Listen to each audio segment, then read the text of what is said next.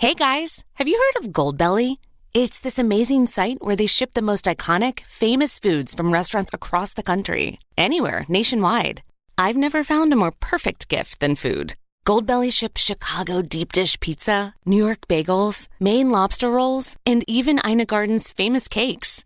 So, if you're looking for a gift for the food lover in your life, head to goldbelly.com and get 20% off your first order with promo code GIFT. That's goldbelly.com, promo code GIFT. It never happens at a good time. The pipe bursts at midnight. The heater quits on the coldest night. Suddenly, you're overwhelmed.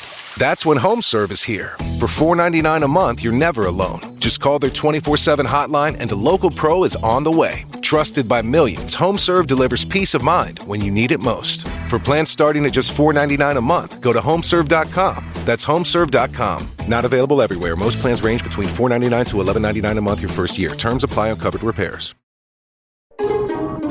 TNKR Media.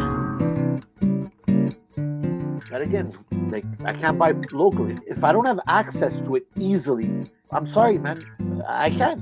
I'm going to go with the better quality, better price. If I have to do Irish cheese because it's the best, then it's the best. Until somebody can prove me wrong, and at the same price as well. Don't come at me at $37 a kilo for mozzarella cheese. I'm sorry, it's not going to work.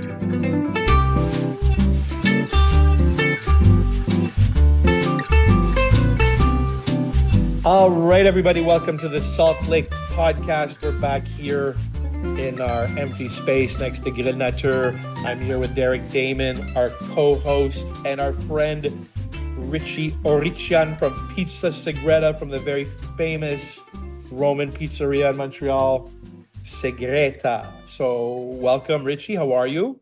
I'm great. Thanks for having me. It's a pleasure to have you. Thank you for coming to the restaurant. And now I think you've been here twice and we're becoming better and better friends each time you come. Thank you for agreeing to be on the podcast. And we're going to start with a little bit of like what's going on here this week at the restaurant, because, we just started the podcast again, just me and Derek. We have an interesting podcast came out with Will Allen. It was basically Shark Week. We talked about all kinds of interesting things. Whales and sharks. That was a lot of fun. Yeah, wild stuff. We've posted pictures, I presume. I'm speaking in the future or whatever, but it is what it is. And the pictures that Will took with the sperm whales. Yeah, it's crazy. Unbelievable. Those will be up on the Instagram. Also, we had great big visit this week. We had big visit from the Major Food Group, which is one of the leading food groups in North America, maybe even the world right now. It was a pleasure to have Billy Durney from Red Hook Tavern. It was a pleasure to have Mario Carbone in the restaurant, Rich Teresi. For anybody who knows anything about Italian food, these guys have kind of revolutionized maybe this third or fourth wave of Italian cooking in America. A great honor, especially to have them come out here to the suburbs. I was always like, are you sure, guys, that you want to come out? We're in the Staten Island of Montreal, and they're like, we love Staten Island, And they came to eat just here. Yeah, they came to eat, and they flew in. I was very touched. Billy brought some of my favorite wines, so we got to taste a bunch of different wines. We cooked our little hearts out for them. It was a bit of an adrenaline dump afterwards, because it's nice to have nice guests. Yeah, it's fun. They were fun. They were very nice guys, and they're legends, right? They're legends. They're fun to cook for them. Yeah, Major League. It's New York people. It's big leagues. It's America people, Las Vegas people, so on. It's very nice. So there you go. We appreciate Major Food Group, Rich, Billy Teresi. Of course, Billy's not in the Major Food Group. He's his own food group. Teresi. Billy Durney. Yeah. Rich Teresi. Anyway, that's it. We had nice specials last week. We did last night. We did the whole duck. Whole roasted duck, dry aged for. You said 8 days was too long, but I did it anyway. It was beautiful. I just don't listen to anything I say. I've always been. I saw the post on Instagram on that. Looks good, huh? Their picture on that, right? Yeah, it looks really good. Did you see the fat rendering? Did you see the fat rendering to the pinkness of the meat? It was meat? golden. Oh, yeah, I loved it. It was a nice one. It's on again tonight. Oh, beautiful. We did a whole you call them in Italian stinco. We did the whole veal shanks. We were worried about that dish because, it's the grain-fed veal shank. Milk-fed veal is harder and harder to get and really prohibitively expensive. So we did the whole veal shanks. Richie. And like we did, how many did we do? Like 12 or 14? You're 12 of them, but there's the thing, like I would get excited at Maison Public and I would cook 3 or 4 because I really enjoy cooking them. They're super fun. And ended up turning 3 into ragu and maybe selling 1 to like a good friend. We sold 12, no problem in one night. It was unbelievable. So again, congratulations to this clientele out here that Wow. keeps on surprising us night and night. Like we sold 12 whole veal shanks. I don't know. That's a pricey item. It's something that I don't even feel comfortable putting on the menu because we're looking at 120, $120. It's a lot of meat. It's a lot of meat. And a lot of cooking. Yeah, but why are you surprised? Cookery. You guys are doing great cooking. Yeah, the food's great. The prices are good. I mean, like your new restaurant's like it just accommodates everyone, like even kids, right? Like you got a bit of everything on your menu. So, but the thing is, Richie, I'm like scared of putting dishes like that on. I'm like, maybe we're gonna eat this one. Maybe this is outside of the comfort realm of the West Island. But the West Island keeps on surprising us again and again and again. Like we sold those veal shanks right away, and I looked at Derek, and we both looked at each other. We both said, "I think they eat calf's liver out here." No, but for real. Like I think we can buy a whole liver next week and like put 25 slices of a veal liver on the menu, but like not too crazy, bacon and onions, Yeah. But I think like these people are surprising me every night, and it's amazing. We had incredible American beef, and don't get all like don't buy American beef. This is the Texas stuff? Yeah. Wow. Listen, I buy Canadian prime beef when I can. I don't know what's going on with Canadian beef. I don't know why Canadian beef prime or even AAA is more expensive than Australian better quality beef than Canada AAA or USDA prime. There's something wrong somewhere in the supply chain. There's something wrong with the system. I can't believe that I can cut ready to slice RTS Delmonico's from Wagyu bread from Australia, and I can't afford like Canada AAA beef, and the price fluctuates like almost $10 a kilo a week, which is insane. Traceability on the stuff from Australia, which we don't have, like very accurate traceability of what farm it's from, where it's from, which I know the name of the farmer. We're not even seeing a lot of that. All I get from Canadian beef is barcodes, and I'm not even sure if the beef's from Alberta, to be honest. Sometimes, Anyway, there's a problem there, but we'll dive deeper into that. But anyway, last week we were cutting incredible rib steaks. And New York steaks. Yeah. The Texas strip loin was bananas. Yeah. Bananas. And Alain Ducasse was in Montreal many years ago. And back in those days, like remember Kurt Cheval was firing on all cylinders. Alain Ducasse being, one of the greatest, most decorated Michelin star chefs in like today's realm. And Alain Ducasse was eating at Kurt Cheval like secretly basically one night. And he said like, French cooking is French cooking. And it's, one of the best cookings in the world or the best cuisines in the world. But like is an American steakhouse with quality. Like he says, the French know nothing about beef. Even when they flex beef, the French, it's always like, you see pictures of chefs flexing beef sometimes on Instagram, and I'm looking at them like, there's zero marbling at all. That must eat like a shoe. And, you can't mess with American beef, man. It's the greatest beef in the world. And by Australia coming quickly. Spain, Argentina. Oh, that's my dream, though. Yeah.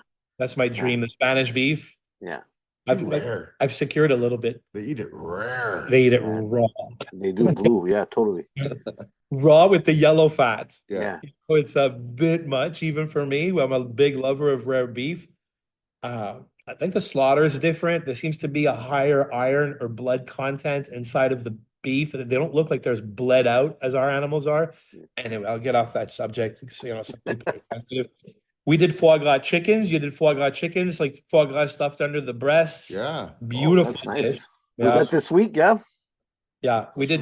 Carbone guys. Yeah. We made sticky toffee puddings as well, which is like a big hit. And I was like, that's not going to sell. Nobody knows what that is. And you think about it sometimes, Richie, you're like, are we, I think maybe, who else is selling sticky toffee pudding tonight? No one. In Quebec. Probably no one. Right. Mark Cohen used to do it at Lawrence, remember? Yeah, of Back course, in the yeah, day yeah. when he was a little bit more on like a minimalist English, like St. John trip. Yeah. Today he's like, I don't know, he seems like he's gunning for a Michelin star or something because he's cooking alone and he's going for it. He's Uh, alone in there. Yeah, yeah, yeah. he's alone in He's there. grinding it. Wow. Have you seen his new menus and all that? He's tasting Not at like all. I haven't been there in a while. I'm not gonna lie. I used to like cheese sandwich and like the minimalist of his food, and but I think right now he's got a. I know he's a bit older. He's an elder statesman. He's like been in it for 20 years, God, as long as I have. I've known him forever, but he seems to be really gunning for something right now. I hope he achieves whatever goals he's after. He's certainly working hard. That's Yeah. for sure. And what last thing before we get into you, Richie, I want to thank Danny Kleiman. Danny Kleiman's been a couple of times. Wonderful to see him. His girlfriend and her dad last night. I don't know what it is about Dan Kleiman. When he's sitting in the dining room, I feel like comfortable. Do you feel kind of, I always feel like there's like some inappropriate joke on the horizon, like just through eye contact or something. It's just always going to be something funny when Dan's here. I like it. In the darkest He days, was eating ribs very sexually last night. was he? Looking at me, direct eye contact, the whole thing. Yeah. That's weird. Yeah. When I used to, in the not dark days, but like in weird COVID, right after weird COVID, when we could start going out again, I remember one of my favorite things was going to the tattoo shop and getting tattooed for like 4 hours by Nick Oakes, but then also having Dan in the next chair tattooing and just like listening to music with them. Their banter. And listening, yeah, exactly. Just listening to them love and hate on everything. And I just found it like I'd walk out of getting a tattoo for 4 hours and I'd be like, God, that felt good. Was there a That felt comedy better show? than like than going to the therapist, Yeah. It was like a little bit of the Nick Oakes, Dan Kleiman comedy hour. It was funny. You could have left the house. Let's see. There you go. You got a tattoo for 4 hours. Yeah. You left the house in COVID. Bait So- and schlang. Bait and Schlang. Bait and Did they change the name? No. it's still Yeah. the same. I No, don't it's think still it the is. same. No, I think it changed the name. I'm going there next week. You getting tattooed? Yeah, my friend Steve wants to get his first tattoo for his 40th birthday, so I'm going with him. I'm gonna Hold his hand while he cries? Oh yeah, and I said I get hold his hand while he cries. And, yeah. That's funny. So anyway, Richi Ourichian, Armenian fellow, but grew up in Little Italy. Tell me where you grew up. I'm a Park Xer. You're a Park Xer. Yeah, I'm born in Beirut in Lebanon in the Middle East. I'm Armenian. I'm like a real Park Xer. Come down in the 70s with my parents, fled the war, and then we stayed in Park X forever. And here we are today, man. What was making the first? pizzas. What was the first restaurant you worked in? Was it in that area? Funny enough, David, I've never worked in a restaurant in my life. You guys don't know this. You guys don't know my history. Yeah. Okay, Yeah, this is a surprise. I'm a professional eater. Like I've never worked in a restaurant. I've never served in a restaurant. I've never washed dishes in a restaurant. I do have a lot of friends that own restaurants or are chefs or, my friend Rafi's, he deals in cutlery now, but he was in kitchenware and so on. I traveled the world. God, I have to get back to him. He made me a deal on some Nogent knives, and I completely forgot to get back to him. Apologies, Rafi. I'll get back to you. Nogent knives. I'm on it. Yeah. And then that's it, man. Like my family, I come from a tradesman family. So my dad was a pearl jeweler back in the Middle East, and then suddenly You guys are well known for that, eh? Armenians. I used Yeah. to have a friend called Nishan Donikian, yeah, and typical Armenian. Yeah, I learned a lot about. They were a dark family, and I was like, "Why are you guys so dark?" And he went to cooking school with me, and he said, "Do you know anything about the Armenian genocide?" And I said, "I know nothing about the Armenian genocide." And when I started educating myself on it, I was like, "This is the saddest." Some of the images, and I'm not to get dark. I'm going to get off this right away, but I just want you to I'm getting understand. goosebumps. I just want you to understand that images and things that I've read about, that I understand why. Good God, do we understand why you fled? And it's sad because I don't feel people understand the insane horrors of that war. Some of the most cruel images that even I don't even want to get into it. Some of the darkest images I've ever seen Are black and Yeah, white pictures from the Armenian genocide. So all the love to your family that are here. I appreciate it. Well, like very quickly, we're a product of the Armenian genocide, right? So my grandfather escaped the genocide when he was a little boy, and the Bedouins picked him up and then shipped him to Syria, and then from there was a priest, picking up all the orphans and whoever had lost family and brought them to Beirut. Hence why today Beirut, Egypt, Syria, anywhere around there, Paris or Marseille, we're full of Armenians. LA now, there's almost 2 million Armenians in Hollywood and Glendale and Pasadena and all that. So most of us ended up in Beirut, and then civil war broke out, blah blah blah, and again, my father flew to Canada. We were one of the fortunate ones to end up in Montreal. And luckily, all our family was already here, like my mom's side. So, we ended up here, and then we went to the cobbling business. So we became cobblers. My dad became a cobbler because pro business was not like up and coming in North America at that time, in the late 70s, early 80s. And my mom's brothers were doing cobbling at Centre Laval, and the other one, was a bit everywhere. And so my dad opened the place on Bélanger right in front of Roberto's restaurant back in the day. That guy used to make his own gelato, and then and then my brothers became cobblers when my dad passed away, and so forth and so on. So and then I went on to learn the business. I became a business consultant. I moved to the U.S. For a couple of years, and then I came back. I came back to my family business. I always had an affinity, like love for food. Like my mom used to cook up everything. My dad passed away, so my mom was a multitasker. It was like cleaning the house, working a full-time job, paying mortgage, raising 3 sons, cooking, cleaning. It was just a natural movement, and they knew it. It was like a symphony. Every Sunday morning, you could smell the sunlight or the Clorox on the floors being washed, and then you knew lunch was getting prepared at the same time. So that's kind of my background. That's where I come from, and the love of pizza came, and you're gonna laugh. This is ironic, but it's a bit cliche, but it is the truth. 10, 15 years ago, like everyone else out there, for the love of food, all the food shows came up, and then Anthony Bourdain came up. But one particular show that caught my eye was, and stop me if I'm talking too much. No, we're here to talk to you. Okay. There was one show called The Layover from Anthony Bourdain, and he had a 24-hour in Rome. And then this character just came out of nowhere. His name was Gabriele Bonci, which, I mean, everyone knows he's the king of pizza, Roman pizza, bread, whatever it is. And I had never known Roman pizza 15 years ago, like maybe 10, let me say 10 to 15 years ago. I think no one probably in Canada knew Roman pizza, at least very little people.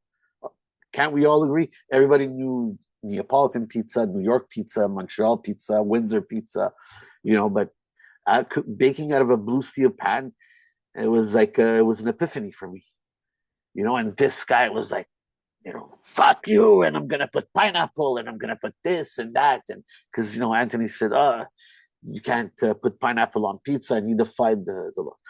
And then when I saw that pizza, I'm like, damn, man, like we're used to Neapolitan pizza and New York pizza. This pan is like a canvas.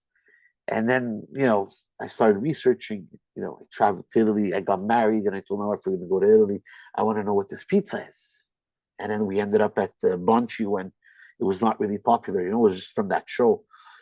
And I was amazed by the bread, by the crust, and then Campo di Fiori, Roscioli, they were doing pizza al pala, like these things I was never baptized with. I didn't know what these things were.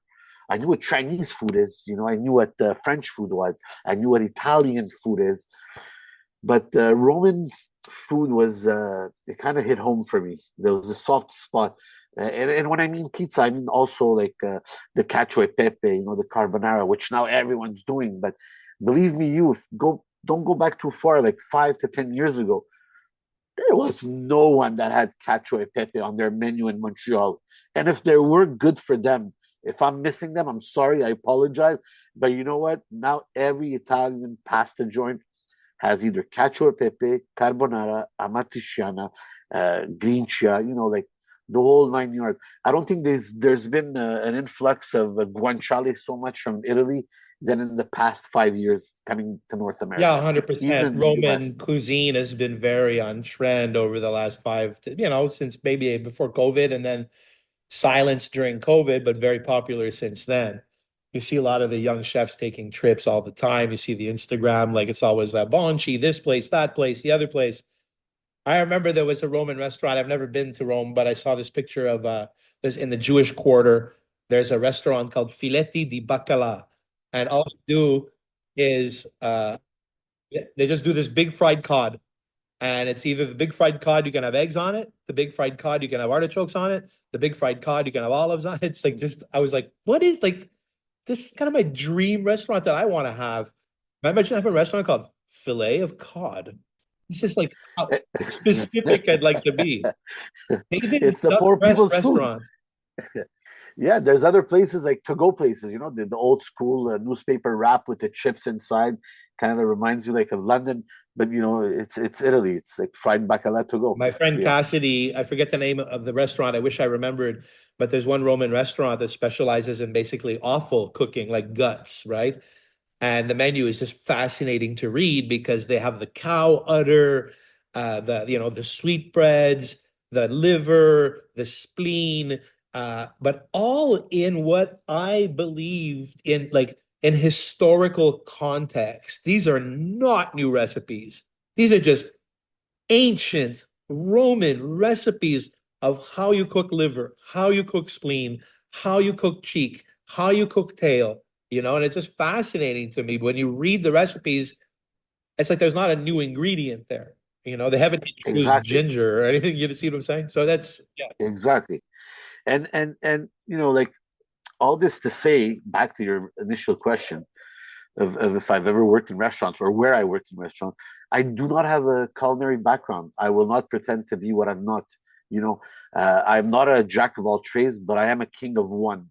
And fortunate enough for me, when I started researching on dough, I was focused on Roman dough because you used a very important word, ancient, and that's what Rome is. It's ancient, and even when they cook their bread, which it's a sacrilege if you call it bread. It's a pizza bianca in Rome. You could call it the focaccia everywhere else, but in Rome, there's no such thing. It's pizza bianca. It's sea salt and extra virgin olive oil, and that is it, my friend. Now, the way you bake it is up to you. So that's the way they used to do it back then, on stone. So you had your fire, your coals, in a cave somewhere, and even houses, I'm assuming, in the Roman Empire, and it was still on stone.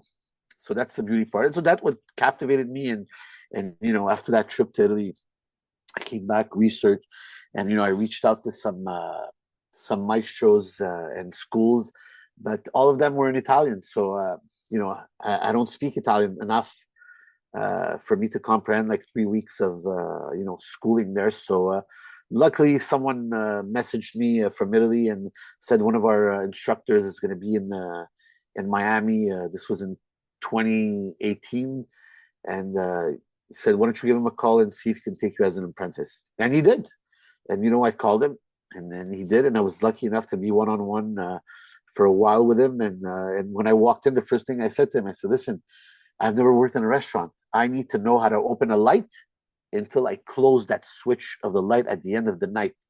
So dishwasher, lights, electricity, I mean, sharpening of knives." So I went through dough process and why long fermentation and then why Roman dough and what types of flour and all of this stuff.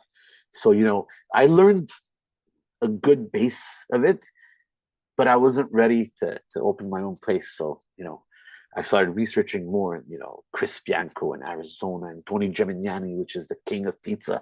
He made a big spill in the 80s, 90s in the Italian competition. How is this Italian American coming to Italy and winning all the competition, blowing all the Italians away? Like all this stuff kind of motivated me to say, you know what? No, fuck this, man. I could do this. I love to eat. I love to eat everything, and I tell everyone the same thing. I'll go to a hole in the wall, and I'll go to a Michelin star restaurant. As long as I'm getting good value and good food for what I'm paying for, I'm okay with it. Because sometimes you go to a restaurant and you pay $400 for two people, and it's shit.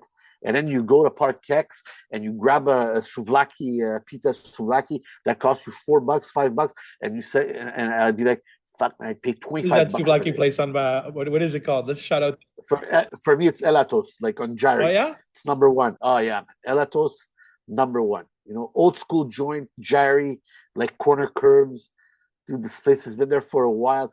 If you blink your eye, you'll miss it if you're driving. I love it. You can't see it. Great. You know, so that's where we are. But wait, okay, so no, we're not there yet. You know, because we know, like, you know, this is like, I don't know, my 10th restaurant, maybe. Derek's probably opened at least 10 himself. What are you talking about? Like, you get the keys, you found the space. Yeah, so the story is as such. So you know, 2020 March, like fast forward to March 20, and this is what I'm going to go through names because, you know, in the meantime, Frank Pinello from Best Pizza in Williamsburg.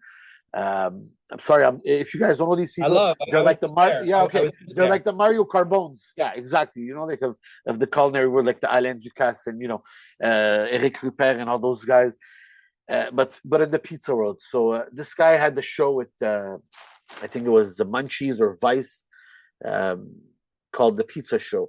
And then I just started, so, you know, very interested. He's going to local pizzerias, and you know, you zoom in, see what they're using, why they're using this garlic, why they're using this type of salt. And then fast forward to COVID March 2020. My brother has the cordonnerie, the shoemaker at Rockland Shopping Center. My older brother has the cordonnerie shoemaker at Cavendish Mall. So we're at Rockland, and my brother's in total denial. I said, Vach, like, bro, like, there's no one in the mall. Like, the government shut everything down. And my brother's like, you know, he's a bit nuts. And he's like, I don't give a fuck. He's like, I'm staying. I'm like, dude, there's no one here. There's no customers walking in. Yeah, but all their stuff is here. I'm like, yeah, but they're home. Like, we're the only ones in the mall. Literally, we were the only ones in the mall. I had to convince him. So we went home. Finally, the next day, we're locked. So my wife's, you know, pregnant at home. And she's like, what are you going to do? I'm like, I don't know. Let me just, you know, watch some movies and whatever, like everyone else, you know, binge on Netflix and all that shit.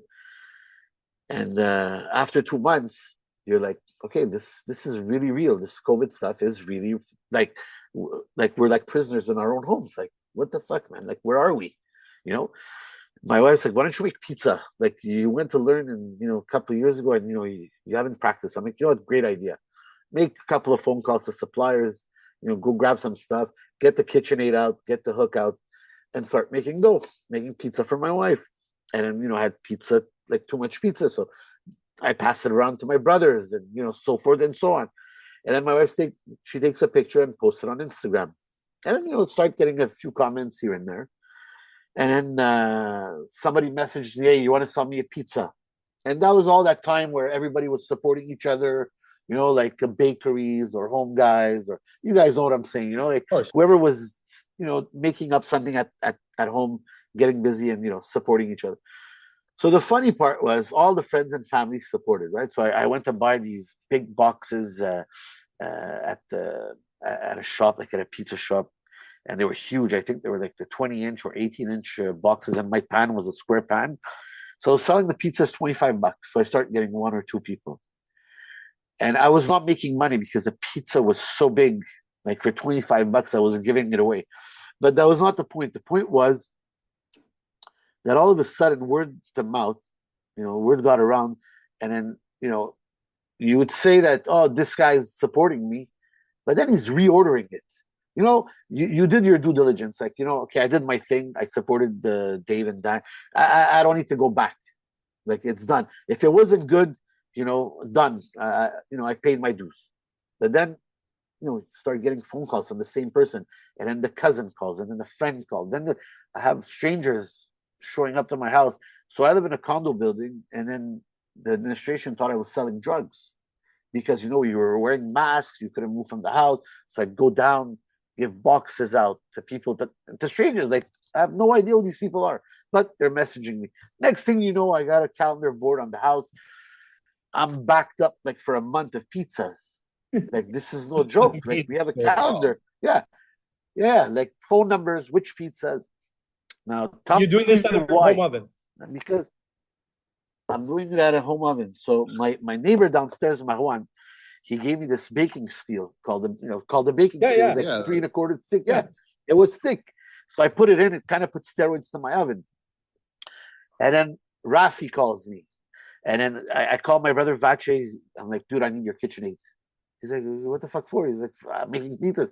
I don't have enough. Next thing you know, I got 4 KitchenAids. I got to measure everything every morning. My wife's pregnant. And then 4 or 5 months down the line, my wife said, listen, enough. There's too much dust in the air, like too much flour in the air. And we live in a loft, so everything is open air. So I had to stop. So, we sold the last pizzas, and now I'm depressed. I'm home. What am I going to do? And I started looking around. And I found this spot like close to home. And it was a big risk. There's an old bar next to it, and the place I saw the local, it was stripped down. It's on Beaumont, corner Hutchison. I called my brother. My brother said, "Oh, you're a dumbass. Like, you're crazy. Are you sure you're gonna invest all this money in here? Because the bank's not gonna give you a dime. It's COVID times, I'm like, yeah, you're right. And then the only person that actually believed in my project was my childhood friend Rafi. He said, I like the energy of the room. This, place is good. We don't have to make it very big. I said, fine. So real estate deals were illegal for commercial at that time because the government had stopped it. Only, hence the whole Zoom, buying a home from Zoom. Can you imagine that? People on camera were buying homes, like, or chalets. Dude, I bought a house during COVID. Like it's great. On camera. Yeah. So there you go. And, but commercial deals were illegal. So I had to call the owner and, make a deal with him. And he's like, dude, are you sure you want to open a pizza joint right here? I'm like, yeah, I think I do. Like, everybody was against this. No parking. It's not a restaurant. It's a pickup joint. I mean, I just want you to know one thing, just one sentence. Yeah. When I decided to open Joe Beef on Notre Dame Street back in the day, remember there was no restaurants on Notre Dame Street. Zero. Yep. Absolutely everyone did not give me their blessing, even my partners. They wanted me to go and anywhere but there, right? And I was like, no, this is where I want to be. And everybody was like, you're an idiot. It's only antique dealers. Nobody comes here, right? That's exactly what happened. You have to feel it in your lower intestine. Yeah, that's exactly what it is, man. It was pure gut feeling. And, obviously the bank didn't give me a dime. I signed the lease. Thankfully, I'm lucky. Like, I'm blessed to have a good landlord. He believed in me. I believed in him. He gave me a chance, and we started ripping the place apart and ordered my oven. I knew what I wanted. I wanted electric. I knew was the future. And, we got a very good friend of ours, Zoe. Was the first oven Moretti Forney? Yep. Shout out Moretti Forney. Yeah, definitely. Which today I'm a chef ambassador for them. Shout out. Yeah. Funny enough, they're flying me out Tuesday to Italy for another workshop. So we're blessed on that side.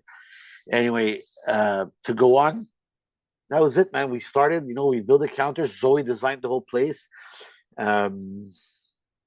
And we took a big risk, man. We took a big gamble. Like, I used my own money because obviously, like I said, the bank didn't give me a dime. I put all my life savings and I paid for everything. I did not take a loan. It's a great feeling to go on a tangent like that when you're broke and you have at that time, I presume, a 3-month-old baby in your arms, or not even. He was not. Yeah, he was. Yeah, he was just born. Exactly. It was 2021. It's an insane amount of stress. I remember when I opened Joe Beef. Like, honestly, there was one day, my wife texted me. I've not told this story many times, but I think we were like 3 or 4 months into Joe Beef. My wife texted me, pick up orange juice and milk. And I got into my car and I knew that I had $0 in my Interac account. Okay. My gas on my I had a shitty car, like some old whatever, some old burnt out rusty Jeep Cherokee. And I couldn't afford orange juice or milk or the gas to get home to Dorval. That's how grim it was, you know. And still to this day, I called my friend Peter Hoffer, who's an artist near you in Little Italy, and I said, "Look, bro, I need $1,000." And he said, "Come by." I gave him $1,000, and it was like that $1,000 was enough to get orange juice, milk, gas, and get me to the next 3 weeks to the first official Joe Beef paycheck. You know, like you're like they say in Apocalypse Now, like the snail crawling up the razor's edge. You know, it's Yeah, I know the feeling, fuck. man. Absolutely. Yeah. Like, every time I'm buying something, whether it's a pan, it's a gripper, a dough box, boxes, papers. I mean, I just could see my account going down and down and down. And like my wife, she was already on mat leave, and the government's giving us whatever they were giving back then. Yeah, got to pay mortgage. Like, there's no income. Like, there's a baby, and yeah, and I'm putting my life savings into something that I don't know how to do. Like, literally, do not know how to do. And I could see in everyone's eyes the doubt they had. Like, the doubt they had. I could see it, but I said, you know what? Fuck this, man. Like, no way. Like, this is what we're doing. And I put my head down, and I just made more dough. My mixer came in, slowly, piece by piece. The store came along. I was blessed to have my brothers, Rafi, a couple other friends, whoever, like, put their heart and soul with me, and we painted and all that stuff. We have pictures and videos, of nights. I had to give them the slip to go home, with the restaurants, wherever we're working, because you couldn't be out, and then everybody would come at Segreta with the, The note. You had to, yeah, no, yeah, the note. yeah, I remember that. Yeah, you had, as I the was owner, you had to working sign up. from 9 till 3. I have so much anger in my heart against the government for that period of time. Yeah, This liberal government will have, big questions in a few years. It's whatever. yeah. What were the sales day one? There was no day one. We had Virginie Gosselin to come shoot our pictures, and obviously Rafi brought her, through his connections, because I had no idea who Virginie was. She's like an award-winning photographer in Quebec. She's awesome. Like, she does a lot of stuff, and she does food, she does cookware, and booze and stuff like that. So while we're shooting, Rafi decided to open the door. He's like, "Are you comfortable?" And the POS system was already set up. I'm like, "Yeah, it's fine." And so we're making pizza. I was making pizzas, and then she was shooting the pizzas, and then Rafi was putting them into the display. Like, we had no employees because we weren't officially open, and customer would walk in. "Oh, can I buy this?" Like, yeah. And then that first register came in, and I was like, "Okay, cool." And then other people started coming in, and then in the neighborhood, people spoke about it, and then slowly Instagram. I didn't have a "this is day one." We were planning to have it, but we never had it. It just happened so naturally. Yeah, because there was people coming in, just and my door was open at 9 a.m. and I guess the smell of the pizza biancas that I was testing out, and then I was giving a lot away at the beginning as well, to whoever walked in. Like, "Yeah, take this, just to test. Might not be good or good." Because again, I went to learn, but I didn't know exactly what I was doing. I didn't spend so much time on ovens or burners, but I love. I'm a motivated person. I come from a great life thanks to my mom. She made us all three boys strong. And we never give up. So Are your brothers working with you now, or are they still cobblers? no. They're still cobblers, Rockland and Cavendish. They're still there. wow. Yeah. That's the funny part. So, people still go and ask for Richie at Rockland. He's like, "Yeah, no, Richie gave me a price last week." My brother's like, "Richie hasn't been with me for 5 years, man. What are you talking about?" So anyway, And that's it, man. It just rolled around, and one thing led to another, and then my dough started getting better. I started controlling my ecosystem better. I started reading more, and I'm attending all these pizza events, expos, and all this stuff. And then slowly, I started getting recognized by by some Americans and by some Italians, and some flour companies and tomato companies. But I wasn't. My goal wasn't that. My goal was to survive, man. My goal was to do what I love, and pizza is really what I love.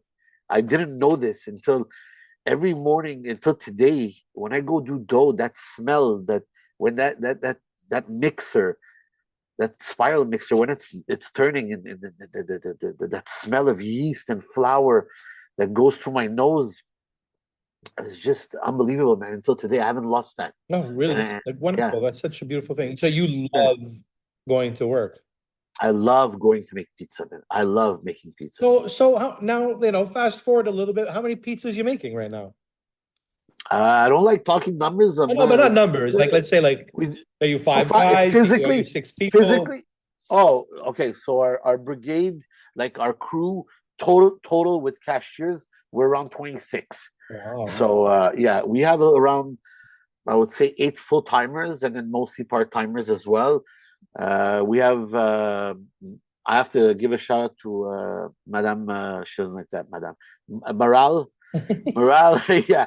Everybody should have a morale in their crew, because Morale is a lady that drives from Laval, and she's my day one prep lady. I wrote on Facebook looking for your aunt or grandmother or mother that's cooking, or chopping and stuff like that. And then somebody DM me. She goes, my mom would be perfect for this job. I'm like, sure. And then Morale shows up with her daughter, and this lady, and until today, 5 years later, she chops my basil. She does all my my prep work, all my mise en place. Most of it is Morale. She's I have emotions on her, because she's like a mother to me. Like she's there. She's 7 a.m. every morning. She's there. She's like man, she's like our Doberman. She sees everything. I love this. Yeah, and she cleans everything. Like she's like, yeah, she's our magician there. So she's an older lady.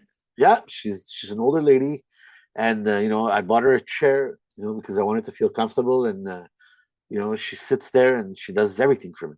Like anything, like all my sauces that I taught her, like my porcini cremas, and my burratas or my stracciatella, like everything, she does it for me. And I know that every gram is the same. I don't have to look, I don't have to taste.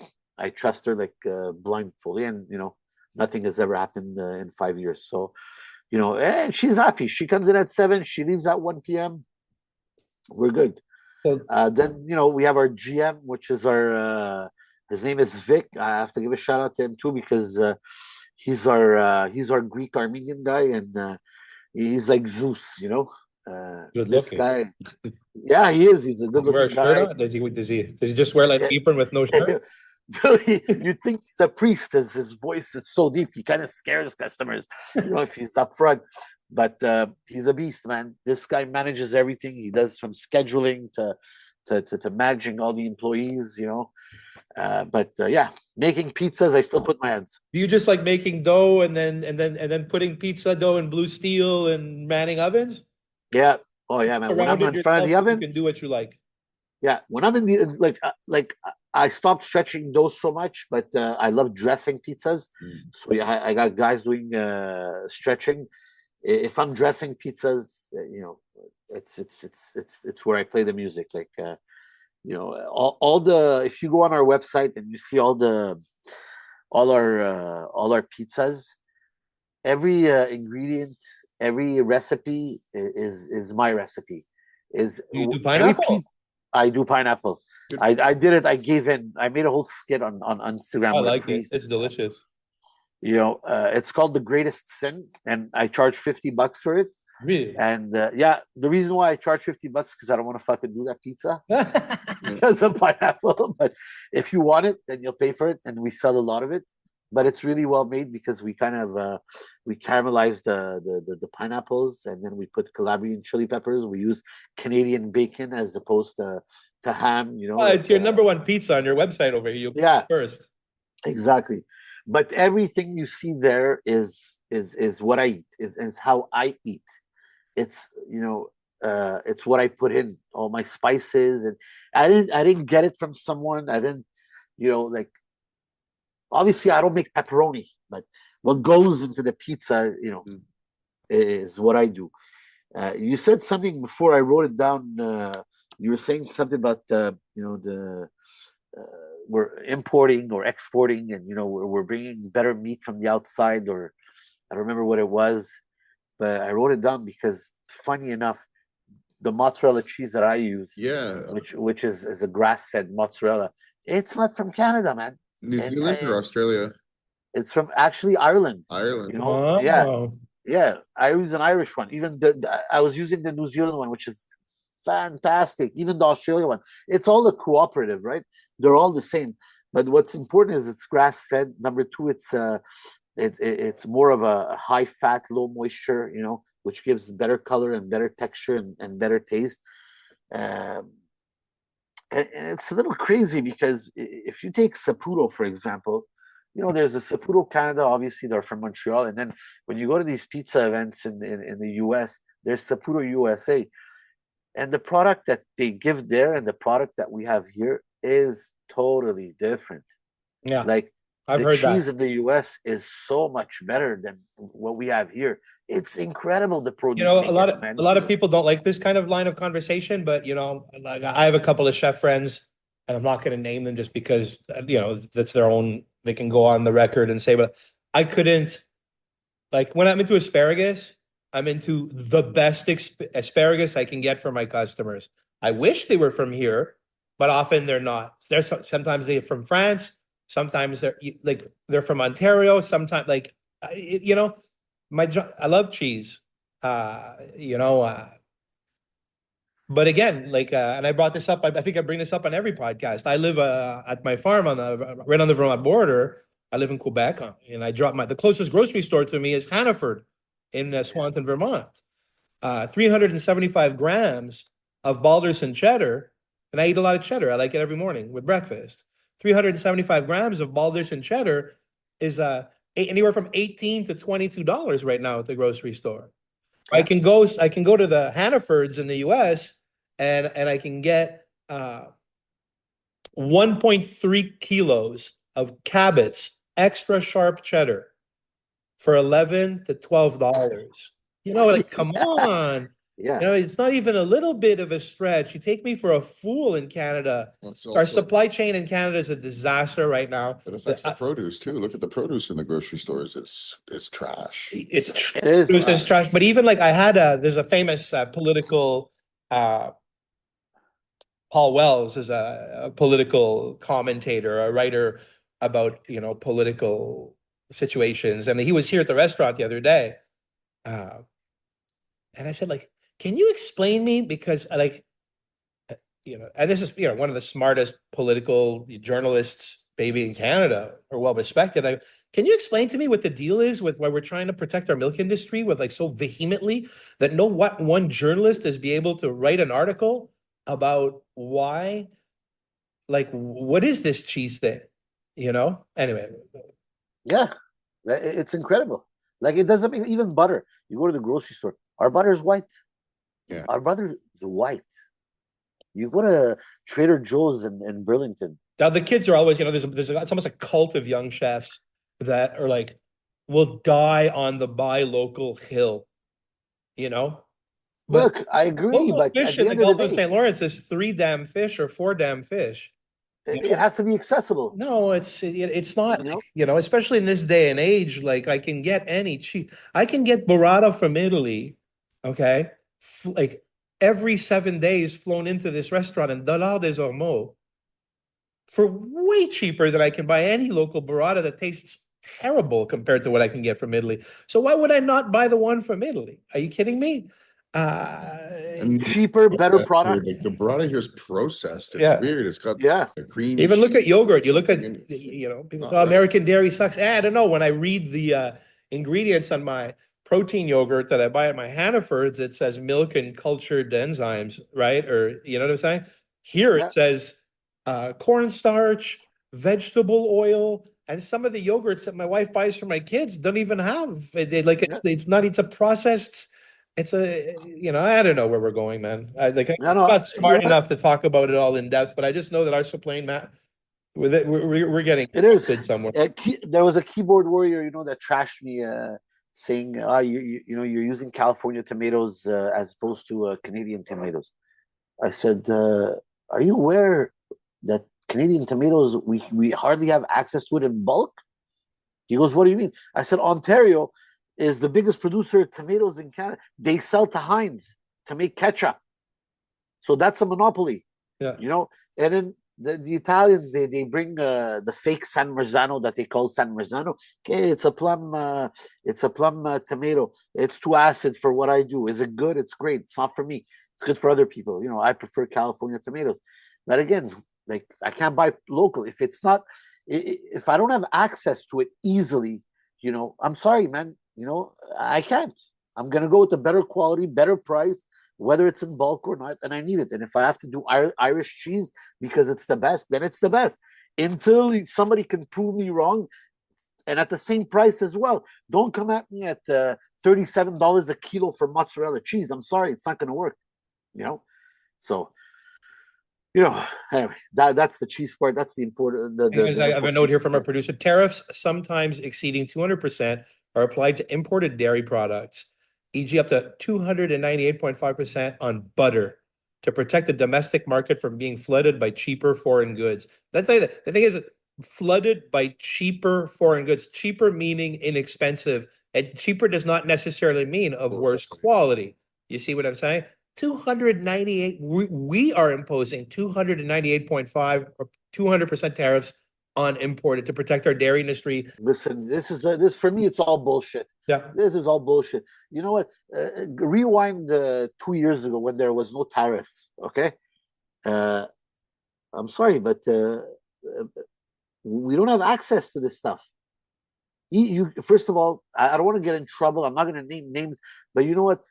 There's lobbies that pay millions of dollars to trash milk or dairy products down the drain because there's quotas. Okay, this is how I learned in the past. I'm 6, surrounded 7 by years. dairy farmers. I have neighbors. I won't name them, but my neighbors flush milk. Thank you very much. Talk about it, but it's something that they do. Every day there's a milk truck. It's like an oil truck. It's a big, beautiful stainless steel truck. It drives by my farm 7 days a week. It goes and gets milk at my milk farmers when they have an excess of milk. Okay, that they have a deal where I'm talking fictionally. Every day the farm sells 1,000 liters of milk. The driver is only authorized to pick up 1,000 liters of milk from that farm, right? Now, That's correct. If they did 1,100 or 1,010 liters or 1,100 that goes away. That goes into the septic system. That's a fact. I've even, there's talk about spraying milk into vineyards to fight fungal, and my farmer says, anytime you want to drive the tractor down here, I will fill your sprayer with milk, spray the vineyard with it, see if it works as an antifungal, right? So, that's a stick in our wheel. I mean, at least in our pizza world. Canadian tomatoes is not a thing? It's not a thing. It's not a thing. The Jersey's coming up with good tomatoes now. There's a couple of brands out there. They're doing really good. The tomatoes are really good. But for me, if we're like the Bianco tomatoes. You're like Bianco. I like Bianco. There's also Stanislas. They have a great array of, tomatoes, good quality. What I like about Stanislas, the company, is they're very transparent. This contains water. This contains less water. This, it's this type of tomato. I would tell you half of North America, like all the top Italian restaurants, use probably Bianco or Stanislas products. And let's move to flour. Can you demystify flour for us? I've heard that sometimes Italian flour is Canadian flour. It's not true. It's Canadian grains. It's Canadian grains. So Very Canadian grains are interesting shipped question. to Italy. Yeah. So there's okay. How about this? I'll tell you this. Again, at the beginning, some chefs, when I opened, they came, oh, why aren't you using Canadian flour? There's such and such. You know that all the grains, they go to Italy, right? I'm like, yes. And I said, you know what? To give you the benefit of the doubt, let me reply. He said, okay. I said, listen, who makes the best coffee when you go? Where? I said, Italians do. You go to Rome, you go to Italy, you go to Napoli, you go to on the Adriatic coast, wherever you go in Italy. If you stop at a bar, which is their auto grill, it's called, okay, like a gas station with a full fucking bar inside, you get an espresso. It's the best espresso you've ever had. Yeah, okay? Italy doesn't produce So any now, coffee. that's being said. Where do the beans come from? Yeah, Costa Rica, South Africa, South America, Asia, wherever, right? Okay, where do they go? They go to Italy for what? They roast them. They're master roasters, right? Now, I'm not saying that Canadians are not master millers, but you're comparing yourself to 1,000 years of experience. Well, look, I'll add a comparison to that. Dijon mustard is, one of the best mustards in the world. Where do the seeds come from? I have no idea where they come from. Canada. It's 98%. Something Imagine. ridiculous. I think it's even higher, right? But the French make the best. But I'll tell you another funny story. I found this out when I was making products for Joe Beef back in the day. I wanted to make a Dijon mustard, right? So I called the Dijon people in Dijon, and they said, "Oh no, where do you live?" I live in Dorval. They go, "Oh, you should go to we have a plant in Dorval." I go, "What are you talking about?" He goes, No we make Dijon mustard in Dorval. So I went to visit it. It's this insane plant. Basically, nobody works there. The trucks come in with these giant totes of mustard seeds. They deposit them in this chute. They basically get conveyed into a tank, and like AI basically puts the liquid, the verjus. It's all blended. Like it's all automated. Wow. Yeah, I think there's like a person in the lab that makes sure everything is normal. There's a bunch of people on bottling and putting it in the case and labeling machines, but it's an amazing plant. Anyway, long story short, Dijon mustard is, made with Canadian seed. The best coffees in the world are processed in Italy. So you're saying now that the flour for pizza is definitely in Italy. So, a very good friend of mine from New York. He's one of the kings of pizza in New York. His name is Mimo. He told me last year. Sorry? What pizzeria? He's a corporate chef for Orlando Food Sales. Okay. I'll introduce you one day to these people. They're very good. I also represent them here. He said to me, Richie, there is no such thing as all-purpose flour. He goes, there's a flour for every purpose. And it was like, boom, light bulb moment, and he's right. There's a flour for every purpose, and the Italians have it. They really have it locked down, man. Every single one of them, from the north to the south, whether it's panettone flour, whether it's bread flour, whether it's pizza flour, pastry flours, they make the best. And the funny part is they make it stupid proof. Okay, that's the most important part. When you're gonna open your pizzeria, I'm gonna show you like how stupid proof they make it. It's not like the old days. When I started working with flour, still Italian flours, they're very specific. That means if you're off by 1 gram or if you're off by 5% of something, your dough is gone, my friend. 25 kilos down the drain, you're gonna go nuts. If your flour is not stored properly, you're gone. You cannot, you're closing shop like that day. So it's very important. Flour is very, very important for what you do, and then the pizzas that you make. So you buy Caputo, or you don't need to tell me what? I represent Caputo. Yes, I was no, but I'm no young man. Yeah, I do. They picked me up 3 years ago, part of their arsenal. To make Caputo like a really worldwide brand. And you know what? At first, I was a little skeptical because I was using Polselli Super, which I really, really love till this day, and they're very aware of it, that I do for what I do. Okay. except that it's really specific. Whereas when I tested out the Caputo flour, which there's a couple, there's the Super Nuvola and there's the Area for what I do. I mean, if you want to do New York pizza, there's the Super Americana, there's the Sacco Rosso. We'll go through them, and it's super simple. All you need is a great solid recipe and practice. I can give you a recipe, but it's not going to come out good. You really need to learn your ecosystem. Everything, there's a math to it. There is a science to it. There is a science to it. So, but flour is definitely very important on what you do. And I am a Caputo avid user, and I do respect them for what they do. They put a lot of engineering and research on their flour, and really the flour is top quality. So explain to me the other thing, Ed. What is it?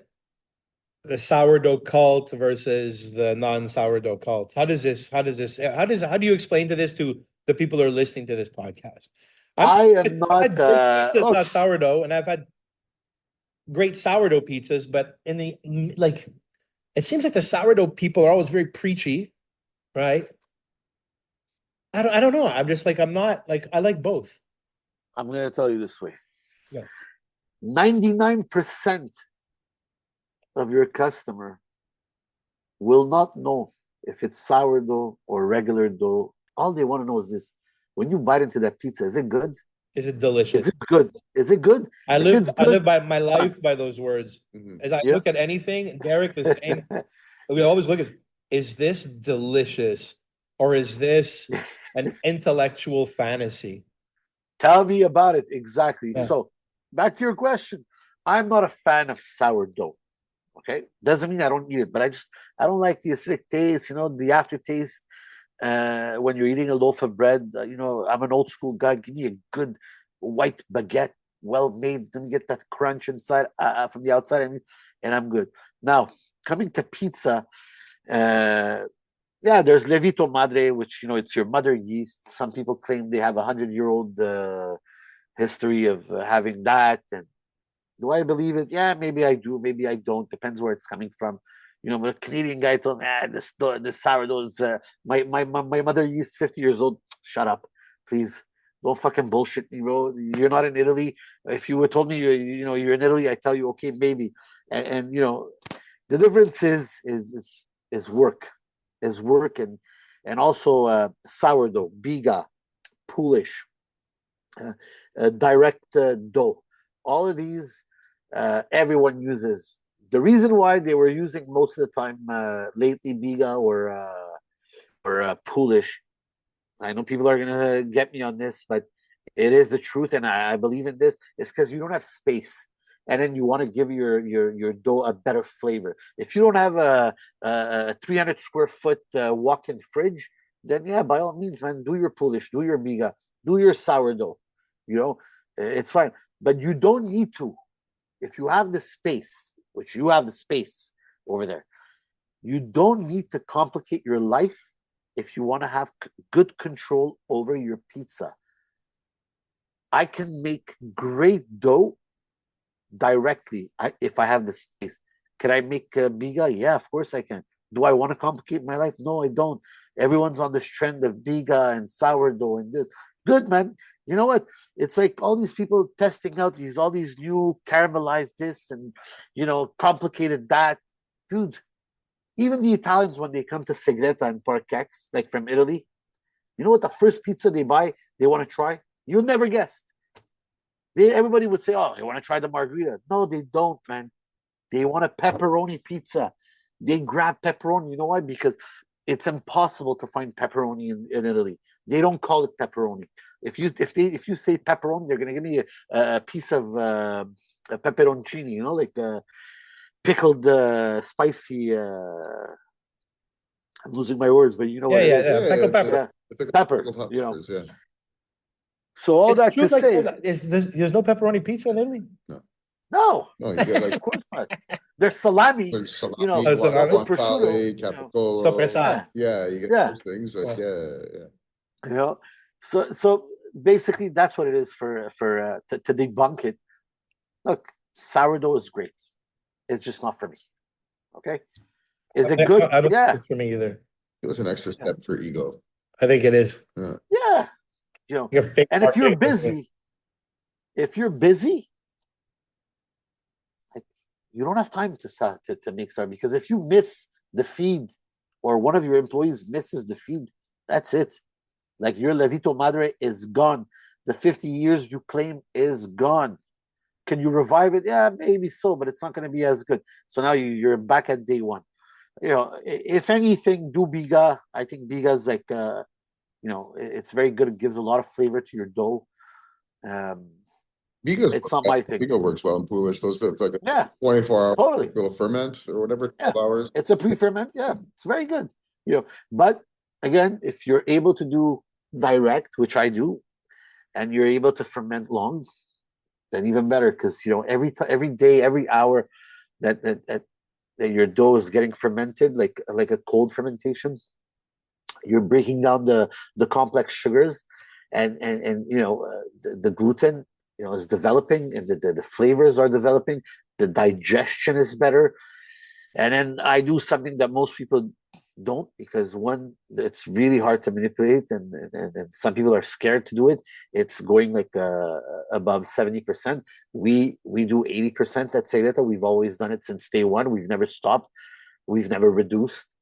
You're seeing the trends now, like New York pizza's hitting 70, sometimes 75. You mean moisture? Hydration. Yeah, Hydration. yeah, the hydration part, which is very important. It's also makes your pizza very light and crispy. So, So now, what else was that? I had a couple of other things. There's a lot. You have a lot of bros now, eh?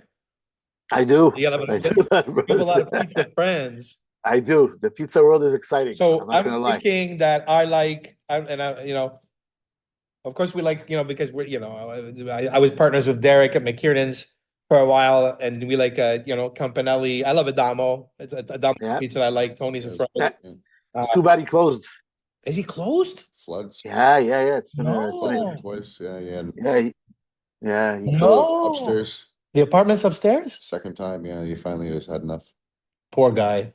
Yeah. That's such a I think it's been like 2 years. Yeah. It's been 2 years. Yeah. What happened Yeah. there? You mean like they let the people let the bath overrun, or the pipes blow? There was nobody up there, so the pipes froze. Yeah. There's been nobody living up there. That's Pipes ridiculous. froze. Twice. That's St. Henry though. Like, that sounds like my whole life when I was there.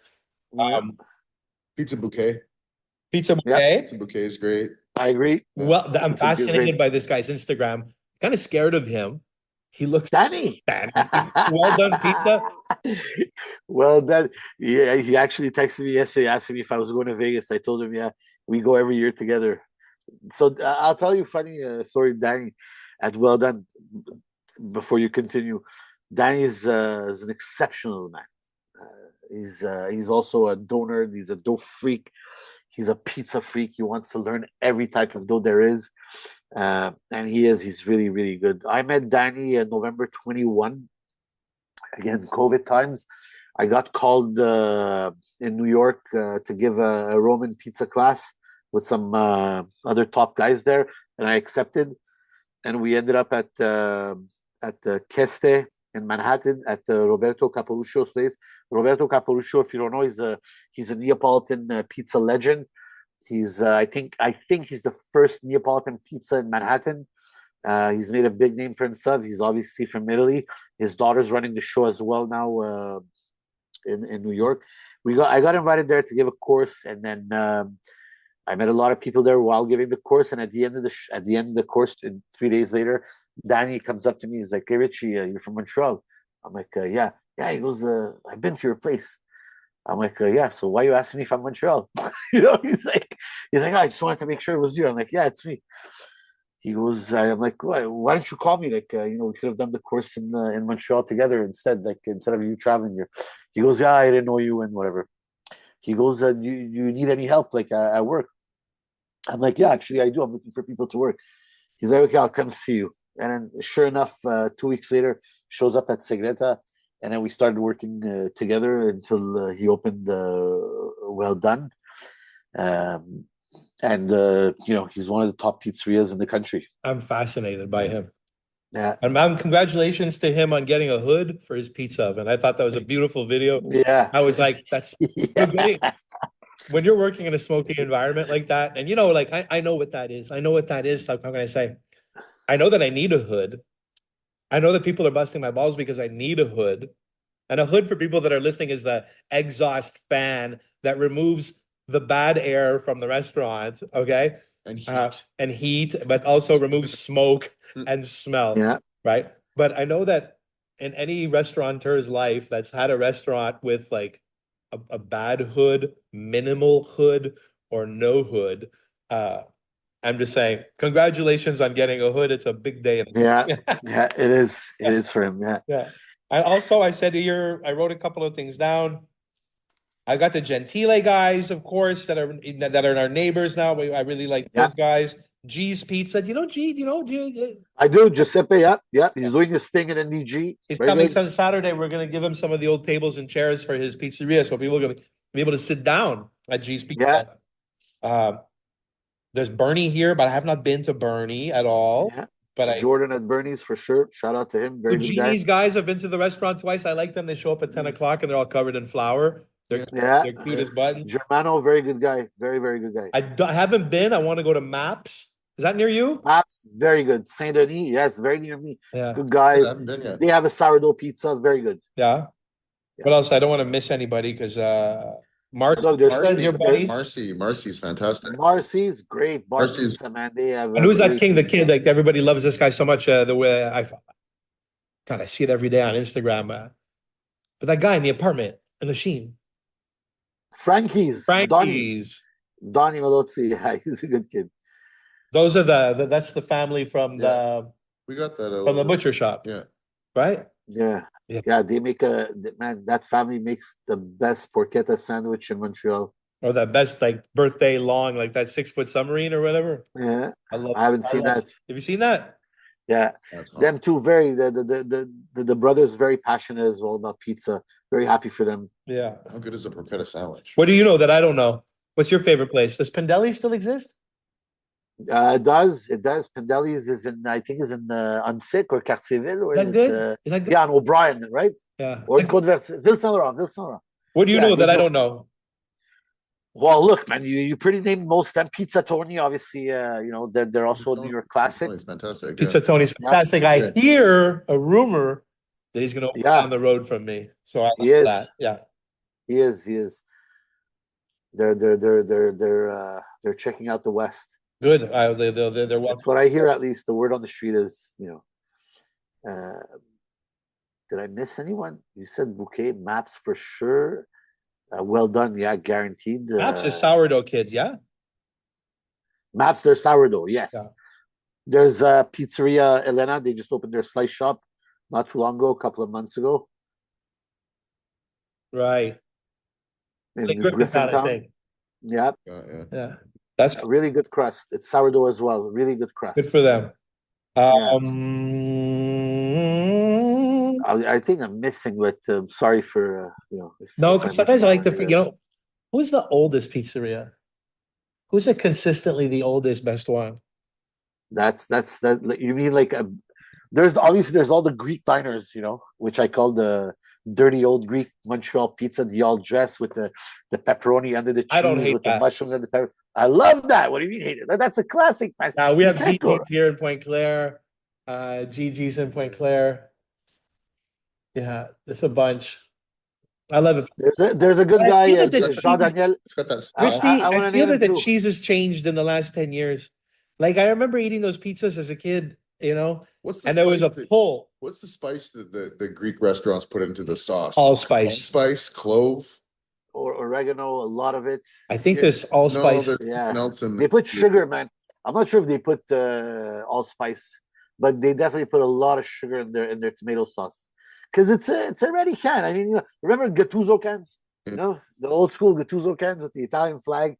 You just open it up. Everything is already spiced up. You just pour it on, man. I don't hate that either. Of course you don't. How can you? I bought a can of. You don't laugh at me, but I bought a can of Chef's Boyardee ravioli. Oh my God! 3-year-old boy. The beefaroni. I remember that, man. I used to eat that stuff all the time. Oh my God. My producer sent me a note here.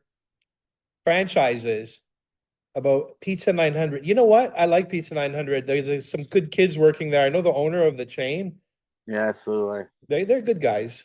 very good guys. Yeah, Dominic Bujol and who's the Croatian fellow that's running the show there? He's not Croatian, man. He's Italian. Mirko. I thought he was Croatian. No, man. He's full Italian, Mirko, and really he's into it, a huh? he's a world champion, Mirko. Good for him. You know, Really? Good for we're every year. It's funny because with Mirko, every year for the past, I would say 5 years, we see each other, and I'm sure I'm going to see him in a couple of months.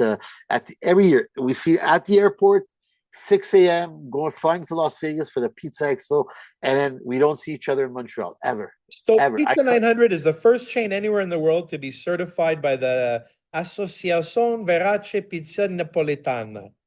Yeah, Sick. yeah, That's cool. yeah. But I'm not a Neapolitan pizza guy. No, I don't. You should I'm come like, try. always You, like, you I should come do- try Segreta. My That's what you, you got you to do try. Napolitan pizza? You do. No, I don't. I do a Roman pizza. I bet you That's do. it. I bet you do round pizzas too. I do. I do a sick Roman pizza. Sick New York pizza. I'll send you a pic. But you don't put it on the menu. I don't. I don't. But I love to practice. I love to. I just want to do it. I did this one a couple of days. I'm gonna send you Some of my favorite just the regions crust. in Italy are California and New Jersey. That's a good one. Yeah. Did you hear that, Richie? Say that again. Some of my favorite regions in Italy are California and New Jersey. In New Jersey. Yeah. Yeah. Dude, listen, Derek. New York. New York pizza is really good. Really good. You know, New York Pete. Look, man, that guy is another genius. Anthony, the best pizza in the Yeah, world. yeah.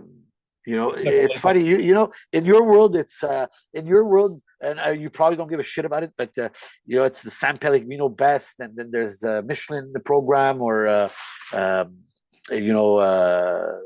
for us, there's the 50 top best pizzas, 100 top best pizzas, best pizza chef awards, and there's another one, I don't remember which one it is, but we all aim for that. I mean, I don't aim for nothing. I don't care. I just want to put bread on my family's table and make my customers come back all the time. But if it happens, I'll take it. So all these guys, they're top. Another top pizzeria in Long Island. It's one of my bros. His name is Rob. It's called Taglio, Taglio. He won I think 99th best pizzeria in the world last year for Wow. 2 consecutive years. They invite you. They give you a golden ticket. You go to Naples, and then they announce it. Another friend of mine from Halifax, Cédric Toulek. He opened a French artisanal pizzeria called Lupecu. He was part of the best pizza chef awards in Milan last May. See those kids that are working at right now in New York. It's all the talk on Instagram. I don't know how to say it. Ceres Pizza. Yeah, Michelin guys that opened a pizzeria that's selling. Good for us because they're putting the standard for pricing in pizza. When my crew was asking me, Rich, what are we gonna do? Like these guys, I'm like, man, just let everyone do what they're doing. Everyone's charging X amount for pizza. Let them. We'll catch up. We don't want to be too expensive. You don't want to be too cheap. But we're putting a lot of labor. My guy Dan, like I love this. Ida? Ida Pizza in Burlington, Vermont. Honestly, and I never considered pizza to be so much a thing. I never really got it. I'm a guy who likes to eat birds. Like, if you put down what is my favorite food, it's like I love eating birds. I love cooking birds. Then I like eating, four-legged animals. And then then I like eating seafood, and pizza's like way down there. No disrespect, Okay. right? It's like No. I'm a bird eater, and then a seafood eater, and then a meat eater. And I've been brought to like have a slice at, here in New York there, and I love it. It's amazing. But my eyes were opened like a few years ago when Ida's opened. And I was just like, hang on. Like, what the hell is going on here? Why does this olive oil taste the way that it does? Why does Exactly. cheese taste the way it does? What are these capers? What are these peppers? Yeah. What is it? Yeah. What is this dough? What is this like? And then I start like kind of learning to figure out what Dan and Erica are, and they're just like even the coffee, like every detail, the peach ice cream, the little jams you get. it's just ridiculous. Like, and I say I like to have a bottle of wine, and there's like 3 bottles of wine that one white, $120, and then two $250 Barolos. Yeah, It's like yeah. this guy's nuts. But I was just like, okay, I get it here. He's kind of like, there's zero compromise at any time at Thank you. quality of ingredient. Exactly my Zero. point. It's like, what is the best olive oil? Okay, thank you for your opinion. Now I'm going to ask 10 other guys, and then let's go to the end of this rabbit hole and find out what the best olive oil is. Let's go to the end of this rabbit hole and figure out what the best coffee is. He pours Tim Wemblebow coffee there, but it's like Yeah. and he's not even Well, this is what we do, man. This is success. Bright green olive oil. He's very angry. Yeah. So Danny, you're very angry, but we love you. Yeah. But it's the obsession, it's really the obsession with all of that. Like, it took me months and months of reading books. Yeah, I'm telling you, man, I was watching like YouTube videos. I'd have to pause, zoom in. Why is this guy using that olive oil? Why? I want to know why he's using that. Why is he using this sea salt? Have you been? Have you been? No, I've never been, but I've read you about have to it. go. We should go. Like, if come this summer to the farm, we'll drive over. Yeah, sure. It's just absolutely 30 minutes from the farm. You can sleep in my Airbnb, and then we'll just go there and back. It's just like it's. Hopefully, there's a cheesesteak that night, or not even a cheesesteak. If it is just the hero, the hero, or the vegetable cutlet sandwich, I don't even understand like that. Like, I would serve the bread he makes as bread in the restaurant. Like, just even I don't even understand that bun. Right? It's whatever. I'm not ranting or anything. I'm fanboying. No, but it's good, man. It's good. It's it just got me so excited about it. Yeah. In the way that I'm excited about sushi by Sushi Nishionkaze, the way that I'm excited about pizza and sandwiches, the way I'm by Dan and Erica Ida's. He gets excited about vinegar. but if it's good, it's good, man. Yeah. And the way that you're excited about Roman pizza and your work, and that that's what. These stories, it just makes me, I don't know. It makes me still love what I do. Right? I put myself in very difficult situations to listen. I have a farm with a vineyard and a winery because I want to learn how to make wine and make really good wine. And now I'm here. This was not an easy undertaking at 55 years old to first convince Derek to be my partner, fund this, build it during the farm season. Open the damn restaurant again, like you, it was in my gut. We felt it in our gut. Here we are. We should be if we were smart, we would be working at ways to make this restaurant commercial so we could go away. But instead, the old bad habits of chefs come back, and our people pleasing instincts are back, and we just kind of want to cook our little hearts out, and make people super happy. But it's your natural habitat. Making I don't know as if it's good business, but I don't know. It is. It's good karma. You know why? Because you're transforming it on the plate. It resonates. It's mirroring what you do. That's why it's good, because it's you. I was there with my wife last week because there was a storm. I told you a story. We met there. My wife loved it. Like, she couldn't get enough of it, and I was always telling her, like, oh man, can't wait to go back. And I know what she wants now, though. I know what I didn't know your wife. Now I know she is. Next time she comes, I'm gonna make her. Me and Derek are gonna make her like 10 little appetizers. I know what she wants. We're gonna make everything miniature so she can taste everything. I get it. I see what she wants. Yeah. And again, the pizza world is so big now with the pizza expos. Dude, it's like they're like. Tell me about that. Fields. Tell me about a pizza expo. What is pizza expo? So my first experience was, I think it was 8 years ago, and I was solos when I was doing my R&D. I didn't know anyone, little Montrealer with his little name tag, and I get there, this huge convention center in Las Vegas. I mean, like, huge. Whatever you can imagine that has to do with pizza, and only pizza, You can't like understand this revelation of how big this thing Like is. every oven company in the world is. Everyone, the Swedes from Pizza Master, the Italians, all of them, whether it's Moretti, Castelli, you name it. The Americans are there. All types of tomatoes, whether it's New Jersey, Italians, San Benedetto, and in California. And then you got all the flowers, the Italian flowers, the Canadian flowers, and dude, you name it, tools, pizza peels, cardboard boxes, wax papers, it's just crazy. And then there's competitions everywhere. And then I started to learn that there's also cliques in the pizza world. What is that? Explain. So the cliques in the pizza world, it's oh look, you know what? Oh look, you got the Moretti crew there, or you got the Caputo crew there, or you got those guys don't talk to these guys, they're in competition. Oh look, Richie joined the Caputo crew. What is he doing there? Why did he join them, not with us? And all this stuff, and people backstab each other, but at the same time they look at each other in their faces. And for me, it's like I was like one of the only male energy there. Of course there is. Of course there is. Of course there is. Bro. But the funny part is the Italians. Dude, the Italians, they come from Italy, they think their shit doesn't stink. And then, and they don't speak a word of English, most of them. Okay. I mean, they're great people, don't get me wrong. But it's like, dude, take it easy. This is the US. Like, this is North America. You're in Canada and the US. Like, we make a lot more pizzas than you do. Yeah. Believe me, like, take it easy. Okay, the only pizza you know how to do is a Neapolitan pizza.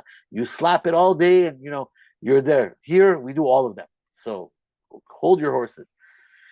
But it's fun. You get to taste, you get to eat, and then you get to meet the masters. And then, next thing you know, like fast forward a couple of years, I joined the Caputo team 3 years ago. I did a master class. They call it a master class or a show. There I was, and then Mirko came as well. He said, "You want to do a film together?" I'm like, "Yeah, let's do it." And they had the crew from Elise Tastet. They were all there somehow with the 900 group, and then we shot a video together at the Orlando food group sales. And then you start getting noticed through social media, and then now I'm part of the Moretti clan. Like with the ovens, I represent them. So you're Moretti oven Caputo clan guy. Yeah, I am, and you know what? I'm proud of it. You know why? Because I believe in the product, and it's what I use, and it's not just for financial reasons, but it's I believe in the product. Otherwise, I will not associate my name with it at all. It's not worth it, and you know what? I don't need that drama. I love what I do. I have fun at these events, and I'm the guy that's chill, man. You want to talk, man. I don't give a shit. I'm in Vegas. I'm having fun in my world. This is the pizza world, man. Who would have ever thought to have this? A pizza world, magazines. Pizza World sounds like it's a lot more fun than French Cooking World, which is really not fun. We don't have an expo. Okay. Yeah. We have these dumb salons, which is basically sponsored by powdered sauces and kitchen equipment. The camaraderie is minimal, Hateful. And we have the divisive award systems in place. I'm sorry for you guys.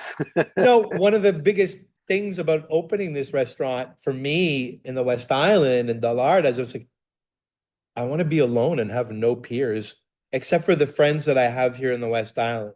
My peers right now are Steve from Vivaldi, Richard from Nola, Rafi comes by, your bro, Gentile.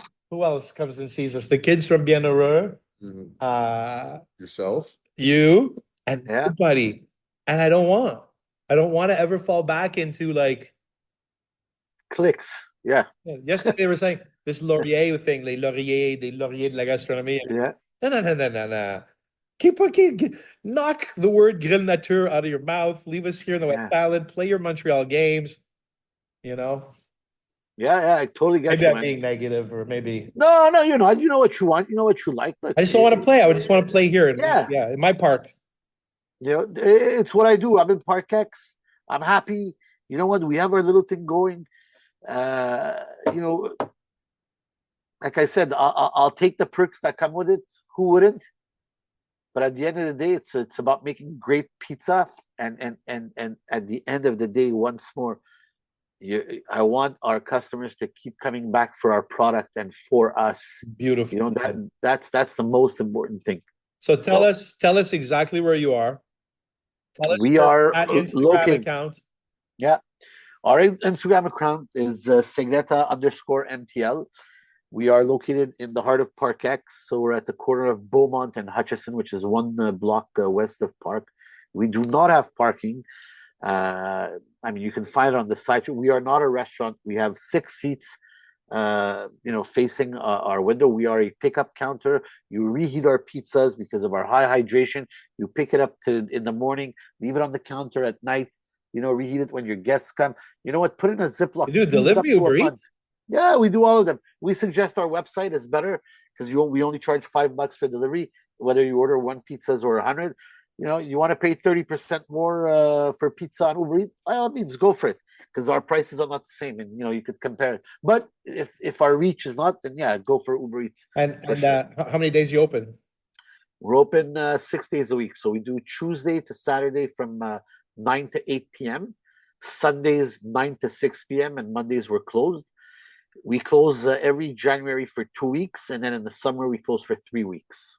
Did you just close? Oh, you just closed, huh? Yeah, we just reopened. We were just back on our first week. But you didn't go to the beach. No, I didn't, man. I staycated, so I had a lot of things to do here for the first time. So, Richie, it's a pleasure that you're our new friend. It's a pleasure to have met you. I appreciate you so much for coming on the podcast and answering all these pizza questions. I'm sure we'll be bothering you for more information as we begin this little pizza project here. Very much so. By all means. By all means. And again, thank you so much. I look forward to cooking for you. We look forward to cooking for you and your wife very soon.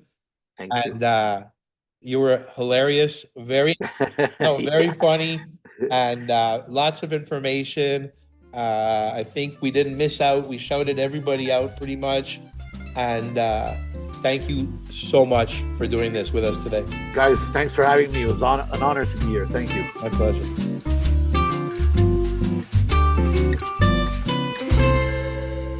Think Bait. TNKR Media. Good talk. Ryan Reynolds here from Mint Mobile.